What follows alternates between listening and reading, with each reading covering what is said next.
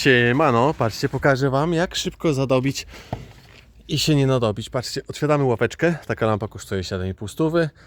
Kierunek zawsze można znaleźć ładny, ale jeżeli nie ma się lamp, to lepsze to niż nic. Patrzcie, czas start. Z dwoma dękoma, szybciej, raz, dwa, trzy, cztery. No i patrzcie, lampa jest wyjęta. Teraz tylko kable obcinamy. Jedna sztuka. Także mówię jak jest. Mówię jak jest, nie jak będzie. Także ja szybko do bota. Z konia. Lampy nie ma.